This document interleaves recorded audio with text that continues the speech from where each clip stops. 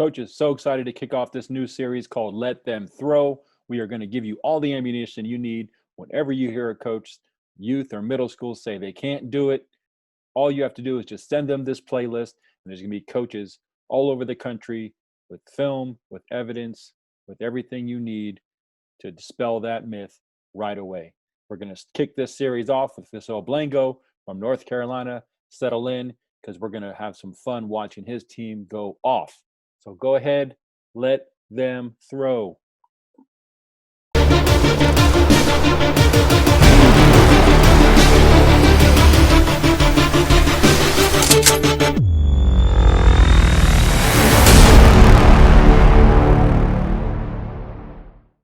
Thanks for joining today for another episode of Middle School Air Raid. But I guess today we're going to call this episode Let Them Throw. I have Fecil Blango here. How you doing? Doing good, man. How about yourself?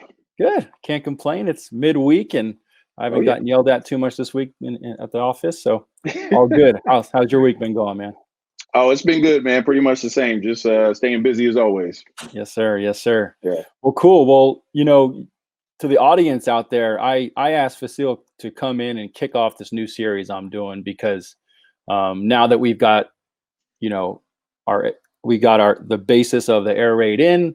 I think most of you guys have watched the webinar series I created on airraidwarden.com. If you haven't, go back and check it out. And we've brought some continued education, getting more advanced on those things. Now I want to just go ahead and just shove it down youth football's throat that these kids can throw. And really, this is really the whole purpose of me creating this channel in the first place, was to make sure that you coaches, and for myself as well, because I needed this ammunition, if a coach ever says that to you, you could click on this playlist and show all these coaches, starting with Coach Fecil. You don't even need to say anything. Just say, click, go watch this playlist, and there's going to be coaches just like Coach Fecil throwing the ball around with evidence, with film, so they can't say that's not true, or they can't say they can't do it. And so, Coach, I'm glad that you're going to be the one kicking this series off for me, because I've seen the highlights already. I'm excited to get into that. But before we get into all that, let's just level set. If you don't mind, just give a quick introduction about who you are, where you are, and what you're up to. Yeah, so appreciate Coach having me on, man. I think what you're doing has been awesome and great, and just really trying to help, just continue to grow the game, especially at the middle school level. So I don't think we have enough people doing this. So, like Coach said, I think it's important that, we try to show this as much as possible, just so, going down the road, people can see it and implement whatever they want. So I'm all for just sharing ideas. So just getting into it real quick. I'm Coach Fecil Blango. I'm out of Charlotte, North Carolina. Been coaching for about 12 years now. So I'm at Piedmont Middle School, which is in Charlotte, North Carolina, as I mentioned. And, pretty much right now we're just, going year after year, just looking to just build on the air raid that we started a few years ago. So when I took over the program, one of the things that I've gotten from the athletic director was that, numbers were down.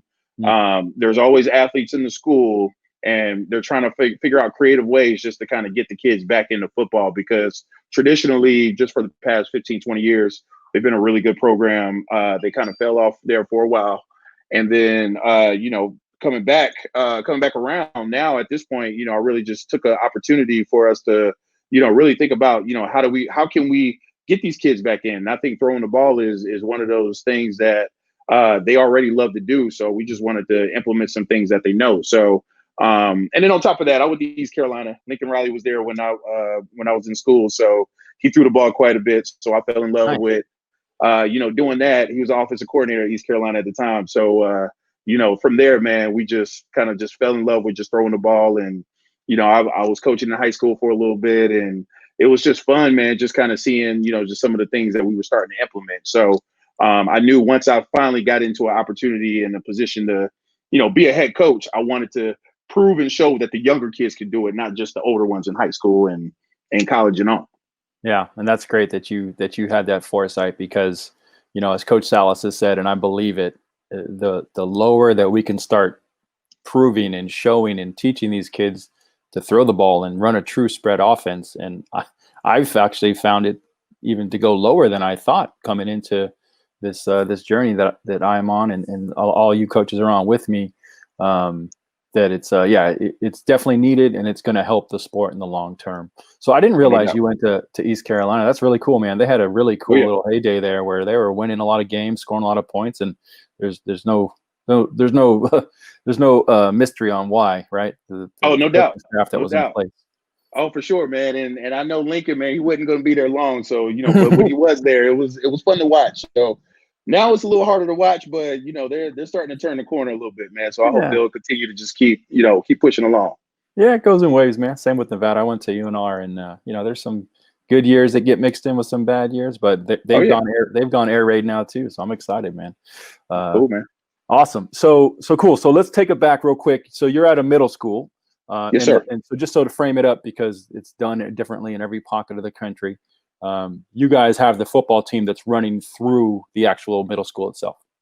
That's right. Yep. Okay. So we run through the middle school. We actually have another middle school that's a little smaller that feeds into us too as well. Oh, so wow. We'll get some of those kids, but most of the time at least the last couple of years, we haven't gotten a ton of those kids. It's usually like 2 or 3. Mm-hmm. But the biggest challenge, at least in my area in the school district, is that we don't have opportunities for spring and summer ball. Yeah. So we get the kids first day of school, do tryouts and things of that sort, and then from there we'll have games in 2.5 weeks, 3 weeks. Ooh, so wow. We really had to figure out a challenge to push ourselves to figure out what can we install, what do we don't need. And, just try to keep it as simple as possible. So I think simplicity is huge, especially at this level. If they know it, they'll run it. If you get too complicated, which I've seen, other coaches do in the past, that's a recipe for failure. So you want to keep it as simple as possible, especially starting out, and then just kind of build on it as you go. Yeah, no, that's a huge point, right? Like the start, just get reasonable and execute as you build on it. Okay, cool. Oh, yeah. And then so middle school for you guys is 6, 7, 8, or 7, 8? That's right. So it's 6th, 7th, 8th grade, but 7th and 8th graders only are eligible to play. So they don't allow for 6th graders to play football. Okay, got it. And then so your 7th and 8th graders are on the same exact team, or there's a separate 6th and 7th or 8th and 7th grade? That's right. So it's only one team for the 7th and 8th graders. We don't have a 7th grade team, and an 8th grade team, as some of our neighboring counties do. But everybody's on one team. So, we got a pretty big team. Usually carry around 35 to 40 kids most of the time. So, right. Which poses its challenges too, but it's fun trying to, pick the kids and making sure we get the right ones for the job. You guys have minimum. So I did the 8th grade team last year, and we'd have like 30, 40 man roster. Yep. And we had minimum plays. Did you guys have minimum plays in your league where everyone has to play X amount? Yep. Everybody's got to play. So everybody's got to play at least one play on either offense or defense. They can't do it on special teams. So, we've had some challenges, like especially that first year when I learned that, we're getting late into the games and we got about 5 or 6 kids that need to play. Yeah. We're trying to figure out where can we hide them at, man. So it's been challenging, but we starting to figure out different funny ways to get them included. So I know everyone has this, and everyone in our organization has their own way. I've been a firm believer, and I did the 8-year-olds and under, and now I've done the 14-year-olds and under. Yeah. And my philosophy is just put those dudes in the second quarter, strap it on, hang on for dear life. That's right. We have actually, depending on how many kids are on the active roster that day, the number fluctuates between 6 and 12, kind of depending on. So it's like sometimes you got it's a whole quarter or more that you're just like, oh my God. Because I just want my guys in at the end, right? But that's right. So you definitely got to coach them up, man. That's kind of we're like that for Pop Warner. So I guess I'm a little thankful that middle school is not like that. We actually had one team. They would put all their kids in on the first play, and then just hold on for dear life, get them out the way, be done, and then just go on about the game. So that was interesting. Those parents don't love that, but no, they don't. Anyway, all right, cool. And so you are working with, and you have been working with, like 12, 13, 14-year-olds, essentially, is what we're going to see on this film. Okay. Absolutely. 7th, 8th graders. Cool. And then I just, I thought about this when we were talking beforehand, and I don't know why I hadn't thought about this before, but youth football is different than high school, because most high school football coaches, especially the ones that are doing it for a vocation, they literally are teachers. They work Yep. at the school itself. That's not obviously not the case for the most part with youth. What do you do for a living, if you don't mind me asking? Yeah, don't mind. So I'm an IT project manager. I work for the local utilities company here. So basically, we just boring IT work. It's not curing cancer or anything like that, but it pays the bills. So Absolutely. this is the stuff that we love to do, man. Like I got a lot of friends. Everybody I coach with, none of them work at the school. We Yeah. just do it for the love of the game, and I know how important it is or I know how important football has been to me. And I just felt like it was just my duty to try to give back as much as possible, and just coach the kids and just watching them grow, man. So that's been the biggest reward for us, is just seeing these kids, grow as players and just, human beings. And then when they get into high school, the biggest reward for me is when they come back and say, hey, coach, we were running this, we were running that, and now we're doing it in high school. It's so much easier. Yep. And some of their kids from other schools, they're really behind because they didn't do a lot of this stuff in middle school. So that's the biggest thing, is just helping develop those kids, just getting them ready for the next level. Man, that's so awesome. And yeah, I mean, it is. And that's why I've been saying this whole time, youth coaches, middle school coaches are a different breed, man. Most of us are 100% volunteers. I only know if literally I can count on one hand how many people have gotten any money out of this. So thank you for doing that. And again, like you said earlier, you were a coach at the high school level. I'm sure you could have stayed if you wanted, but you made a point of coming down because, these kids need instruction. I mean, and a lot of dads, they're doing their best, and there's nothing wrong with that. And I want to encourage all you dads out there to continue doing your best and continue to get educated like we're all doing together now. But there's not that many people that will just do it for the love of the game. And that brings me to another question, I guess, is did you get back into middle school or the younger levels because you had kids coming up and you wanted to kind of get ahead of the game and get it prepped for them? Or were you just literally like, shoot, I'm going to go coach middle school and kick some butt? Well, when I moved to Charlotte, I actually started coaching Pop Warner again. I coached high school back in where I grew up at. Then I moved to Charlotte. Once I was in Charlotte, then I started coaching Pop Warner. Then I had a friend of mine, he presented me an opportunity. He said, hey, there's a school out here, they're looking for a coach. I know you coached in the past, and, I think you'd be a perfect fit for them. Sat down with the AD, and pretty much, history kind of, got kicked off from there. So I actually just kind of fell into this position. It just worked out perfectly. It's a few minutes from my house and where I Beautiful. work. So it's hard to leave, man. It's hard to Yeah. leave. Good. Great kids. So it's great. Well, keep building this, man. I mean, I want to get the T-Birds where I'm at to a point like yours, where it's a factory year after year. And, we just introduced Air Raid last year. Now I have all 4 coaches in 4 levels agreed to do it, even the lower guys to some Awesome. extent. So we can build year over year and they can learn more, advanced situations, as they progress. But man, what you've been building, and I can't wait to show everybody in a minute, is pretty cool, and it's unique to youth football and middle school football. So congrats on that, man. Okay, youth football. Did you play? Did you play youth football yourself? Yeah, I played youth football. I played high school football. Played walked on in college for a minute, and then just kind of put it away at that point. So still love the game, but I just was not athletically inclined enough to continue to keep it going. So I think youth football for me was really important because those are the times and the memories that I remember the most, and outside of high school, obviously. But it was just fun, just having sleepovers with the kids and just building friends. And I even have friends from youth football that I still keep in touch with now.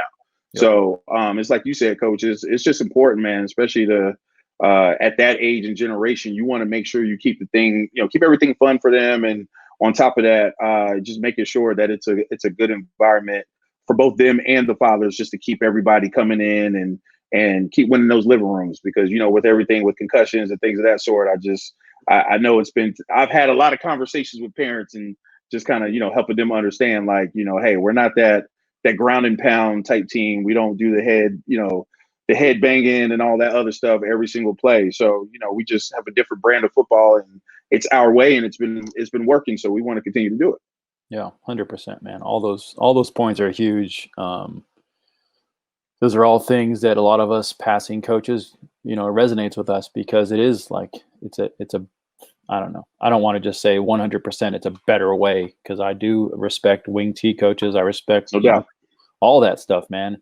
But where the game is going at the higher levels, if we are here to prepare them for the next level, if we're here to ensure they're having fun, if we're here to ensure that more kids are touching the ball, like Oh yeah, this, you almost have to do this. But you have to. You have to.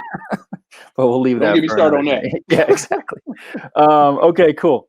And so, yeah, so good. So let's get into kind of the a high level overview of what your system's all about. All right, cool. So, yeah, Coach, I'd love to kind of just start with philosophy. Like day one, you get these kids in, or however you guys get introduced to these kids for the first time.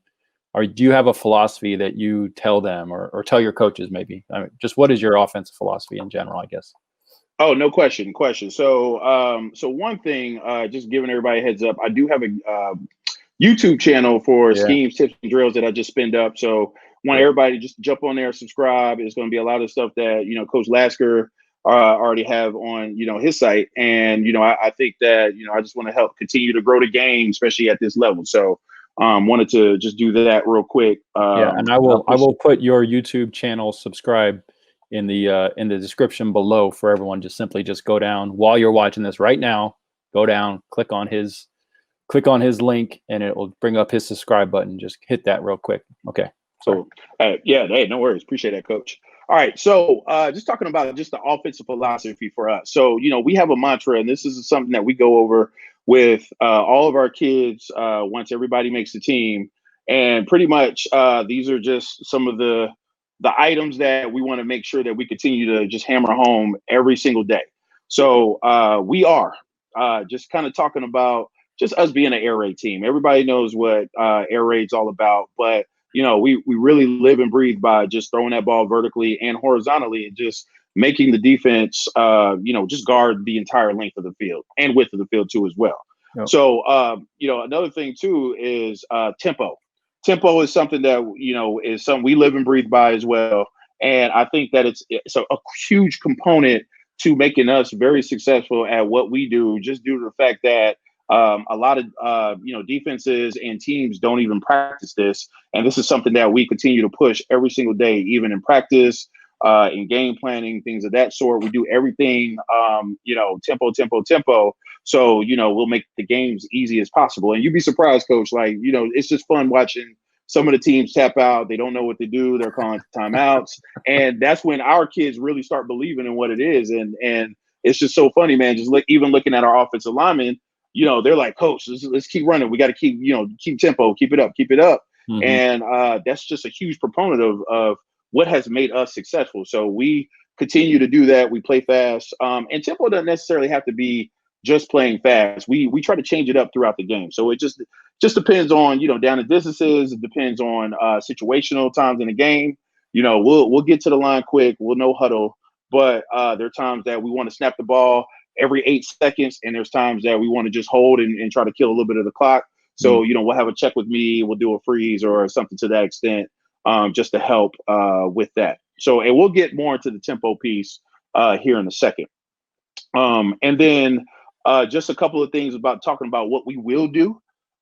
This is just a mantra for any air raid team. We throw high percentage passes to people who score. I think that's important too. We had last 3 quarterbacks, we've had some really good kids, and it's not that they had rocket arms. They just made really good decisions, and we practice this every single day. So, I felt like, throwing those high percentage passes, just even throwing the screens, that could be an extension of our run, throwing quick slants, just anything that's just instinctual to our quarterback, and, making it easy for the kids to catch the ball, getting upfield and getting positive yards is always something we want to push.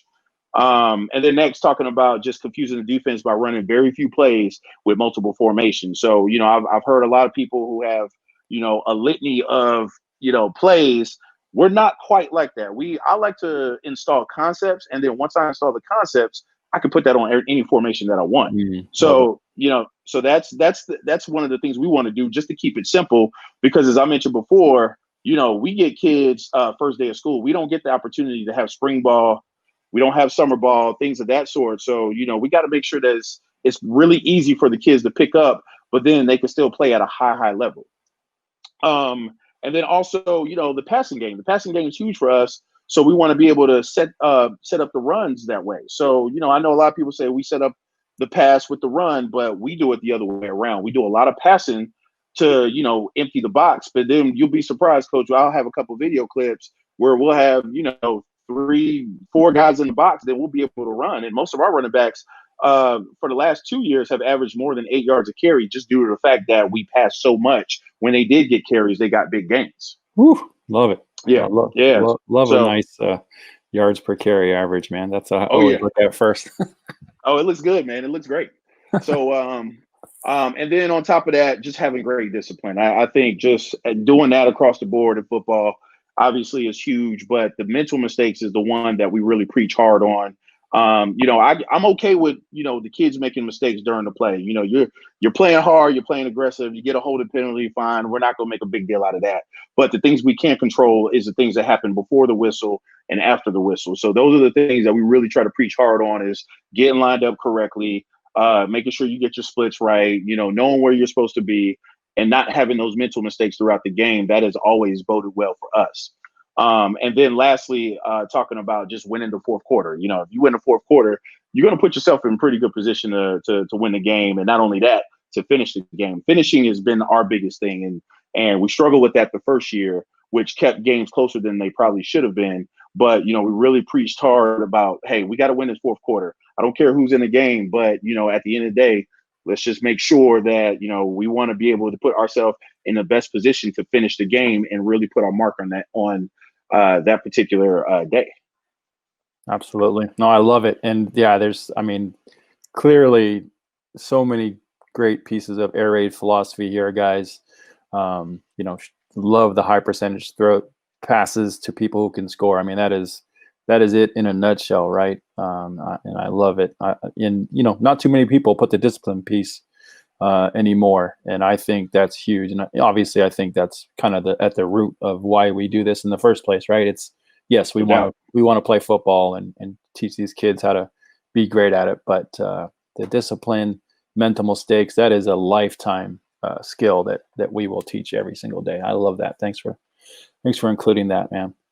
All right, cool. And so, to kind of dig in a little bit more, you start with the formations. How many formations do you have? Yeah, so we have quite a few formations. We probably have about 8 to 10, but they're just little variations. So, and I actually do have a couple of slides in here where I'll just show some of the formations. Yes, sir. So this is just showing a couple of the formations that we run.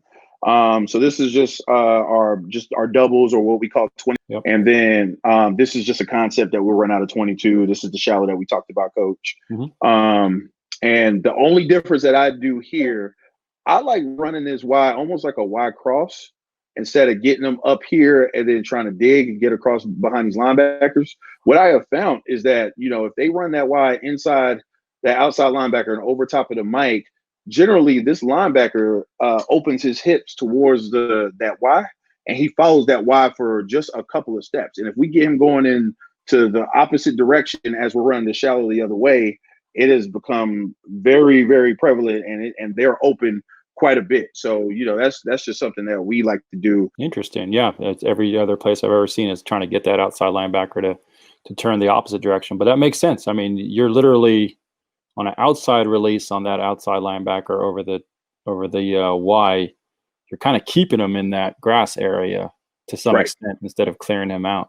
I like that. Interesting. Yep. Okay. Yep. So, and I, especially at this level, the kids, whatever they see, they're going to follow. Chasing. So, they love to chase, man. They love to chase.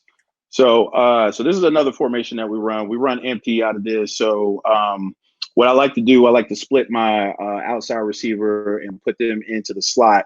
So we'll start getting the linebacker matchups with our wide receivers. So we'll run slot fade out of that. We've scored quite a bit out of this particular play. And then just talking about the stack formation, this is another one we run quite a bit. And the biggest thing is for the stack formation is that we have we have tried to split in the stack and split out the stack. What we have found is splitting out the stack usually takes out 2 defenders, and then we'll be able to run a little easier. So it just depends what we're trying to do. But and then we got our 3x1. We like to run stick out of this.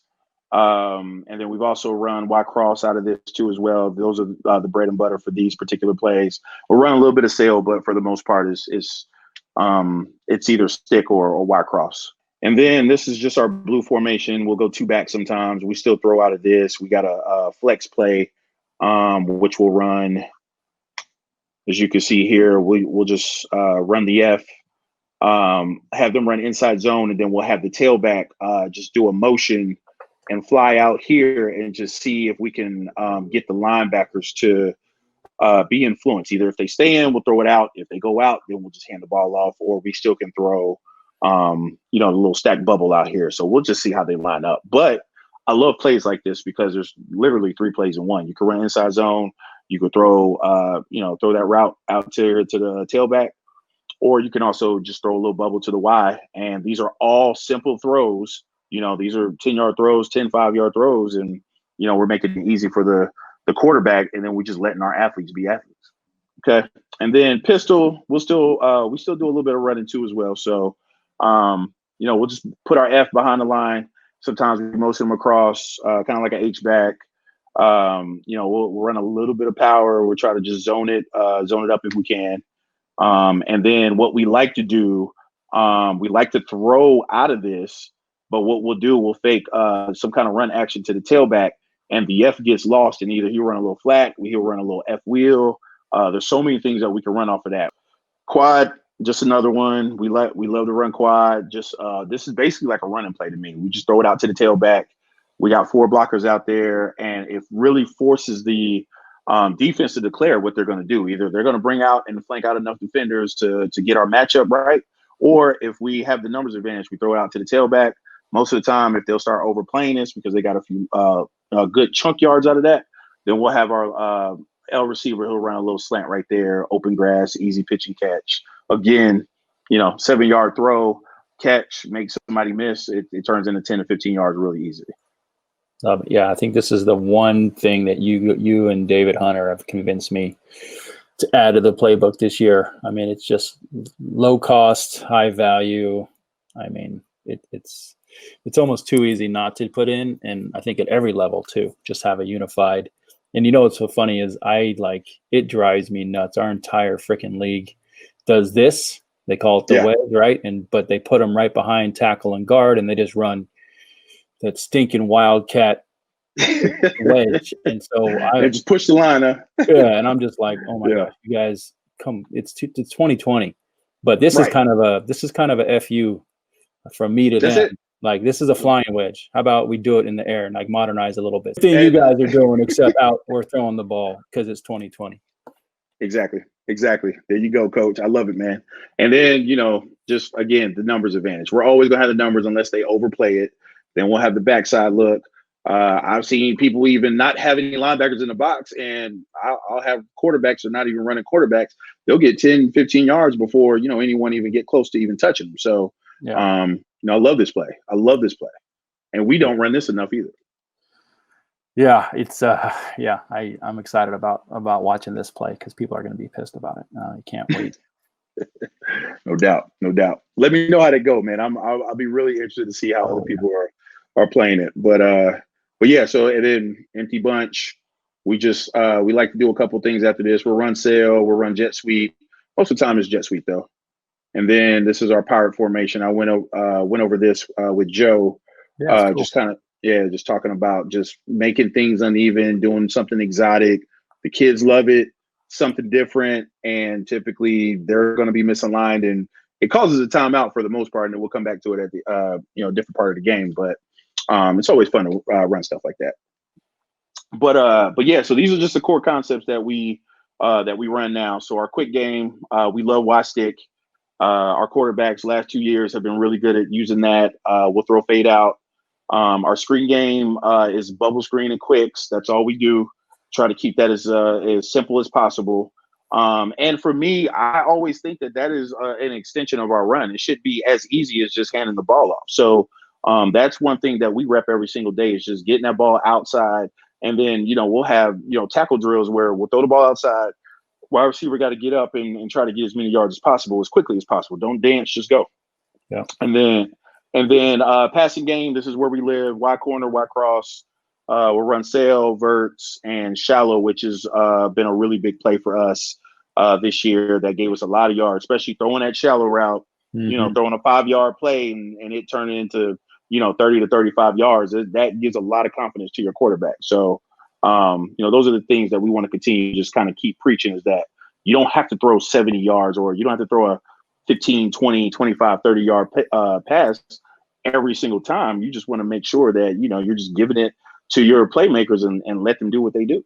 Yes, sir. Player personnel. So this is just kind of talks about the players that we have. We have our outside receivers, which is our L and our R. So we just, traditionally, for a lot of air raid teams, that's the X and the Z.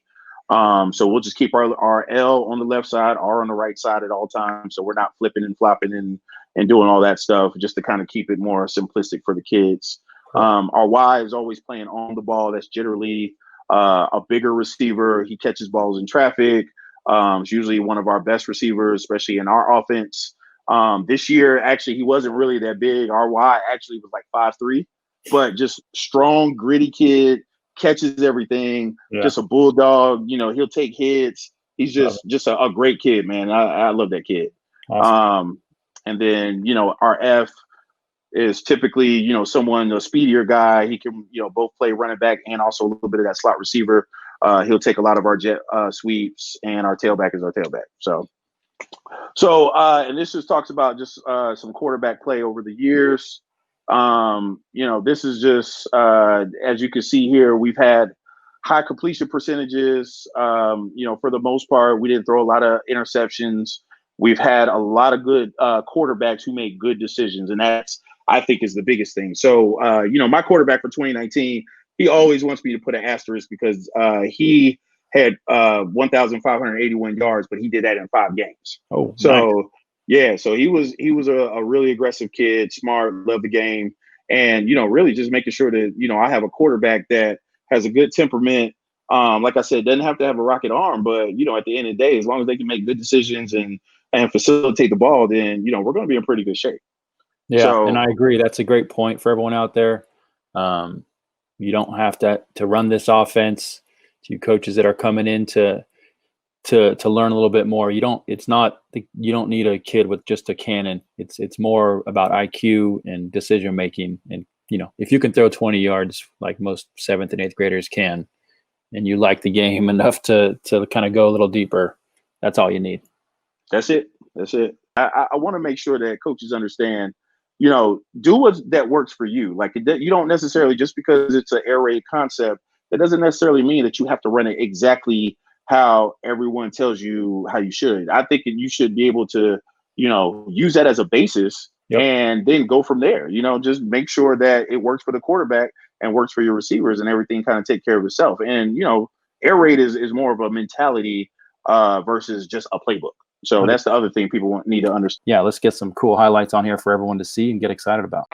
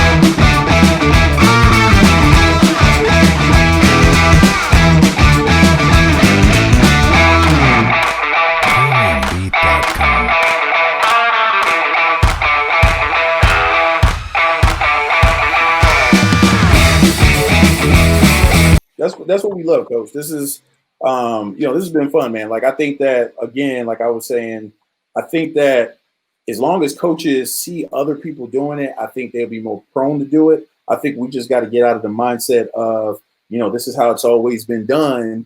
So, I want for us to be able to see these things, how they're being executed. And these kids are, 12, 13, 14-year-olds, and they can execute it just as well as, any kids in high school.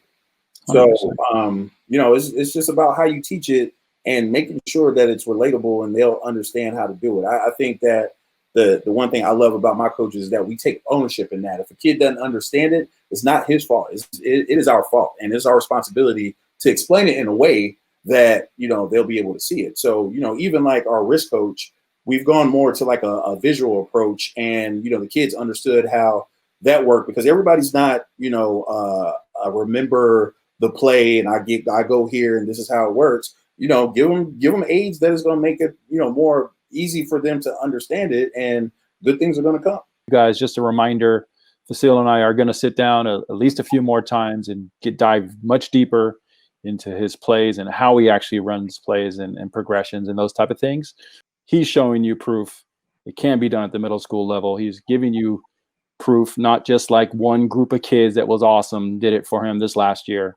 He's done this for, a handful of years at this middle school with different kids cycling in, with different talent levels, with different quarterbacks. The experiment is over, fellas. There's no reason why you can't get in and educate yourself. Between Fecil, myself, and all of our middle school air raid group, there is more than enough practice plans, more than enough install plans, more than enough playbooks to go around, guys. Hopefully you enjoyed his highlights. And like I said, stay tuned because we're coming back with a deeper dive into how he does this and how it's been so successful. Fecil, thanks for joining us today, man. Anything else you want to say on the way out? Yeah, no, Coach, I appreciate the time, man. Keep doing what you're doing. And, I love the fact that, we got guys like you that's promoting the game and doing it for the love of the game. And I want to keep doing that. So, looking forward for us getting back and kind of showing you some more stuff in depth.